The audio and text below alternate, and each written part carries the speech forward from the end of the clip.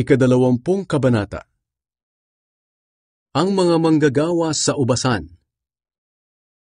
Sinabi pa ni Jesus sa kanila, ang paghahari ng Diyos ay maitutulad sa kwentong ito.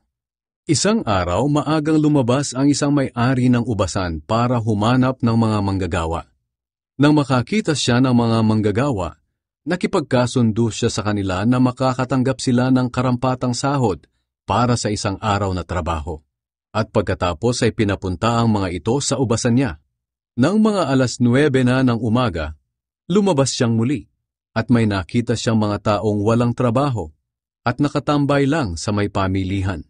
Sinabi niya sa kanila, pumunta kayo sa ubasan ko at magtrabaho. Babayaran ko kayo ng nararapat. Kaya pumunta ang mga ito sa ubasan. Nang bandang tanghali, muli siyang lumabas at may nakita pang ilang mga tao. Pinagtrabaho rin niya ang mga ito. Ito rin ang ginawa niya ng mga 3:00 na ng hapon.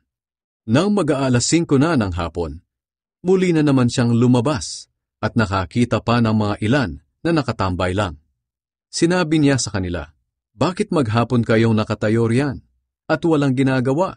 Sumagot sila, dahil wala naman pong nagbigay sa amin ng trabaho. Sinabi niya sa kanila, pumunta kayo sa ubasan ko at magtrabaho. Nang magtatakip silim na, sinabi ng may-ari sa kanyang katiwala, tawagin mo na ang mga manggagawa at bigyan ng sahod. Unahin mo ang mga huling nagtrabaho hanggang sa mga unang nagtrabaho. Dumating ang mga nagsimula ng 5:00 ng hapon at tumanggap sila ng sahod para sa isang araw na trabaho. Nang dumating na ang mga naunang nagtrabaho, inakala nilang tatanggap sila ng higit kaysa sa mga huling nagtrabaho. Pero tumanggap din sila ng ganoon ding halaga. Pagkatanggap nila ng sahod, nagreklamo sila sa may-ari ng ubasan. Sinabi nila, ang mga huling dumating ay 1 oras lang nagtrabaho, samantalang kami ay nagtrabaho ng buong araw at nagtiis ng init, pero pareho lang ang sahod namin. Sinagot ng may-ari ang isa sa kanila, kaibigan, hindi kita dinadaya. Hindi ba't nagkasundo tayo na bibigyan kita ng sahod para sa isang araw na trabaho? Kaya tanggapin mo na ang sahod mo at umuwi ka na. Desisyon ko na bigyan ng parehong sahod ang mga huling nagtrabaho. Hindi ba't may karapatan akong gawin ang gusto ko sa pera ko? O naiinggit lang kayo dahil mabuti ako sa kanila? Pagkatapos, sinabi ni Jesus, ganyan din ang mangyayari sa huling araw. May mga hamak ngayon na magiging dakila, at may mga dakila ngayon na magiging hamak. Ang ikatlong pagpapahayag ni Jesus tungkol sa kanyang kamatayan. Habang naglalakad sina Jesus papuntang Jerusalem, inihiwalay niya ang 12 tagasunod sa mga tao. Sinabi niya sa kanila, pupunta na tayo sa Jerusalem, at ako na anak ng tao ay pagkakanulo sa mga namamahalang pari at mga tagapagturo ng kautusan. Hahatulan nila ako ng kamatayan at ibibigay sa mga hindi Hudyo para insultuhin, hagupitin at ipako sa krus. Ngunit mabubuhay akong muli sa 3 araw. Ang kahilingan ng ina ni Santiago at Juan. Lumapit kay Jesus ang asawa ni Zebedee, kasama ang 2 anak niyang lalaki. Lumuhod siya kay Jesus dahil may gusto siyang hilingin. Tinanong siya ni Jesus, ano ang gusto mo? Sumagot siya, kung maaari po sana, kapag naghahari na kayo, paupuin niyo ang 2 kong anak sa tabi niyo, isa sa kanan at isa sa kaliwa. Pero sinagot sila ni Jesus, hindi ninyo alam kung ano ang hinihingi ninyo. Kaya ba ninyong tiisin ang mga pagdurusang titiisin ko? Sumagot sila, opo, kaya namin. Sinabi ni Jesus, maaaring kaya nga ninyong tiisin.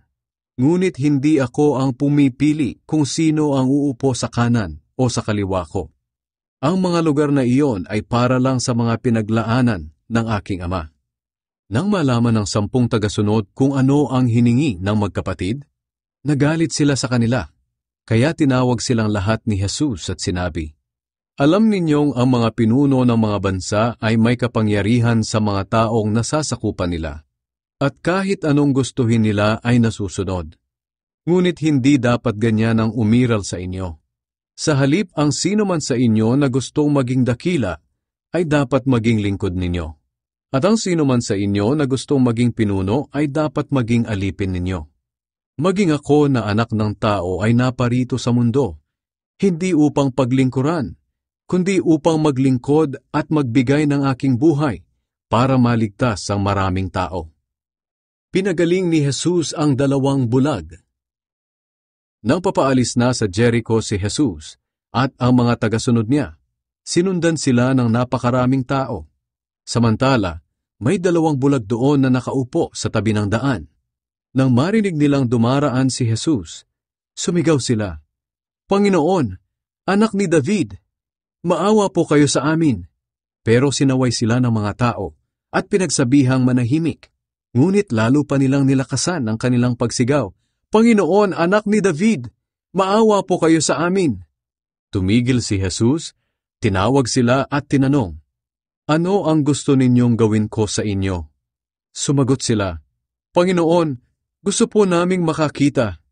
Naawa si Jesus sa kanila, kaya hinipon niya ang kanilang mga mata. Agad silang nakakita at sumunod kay Jesus.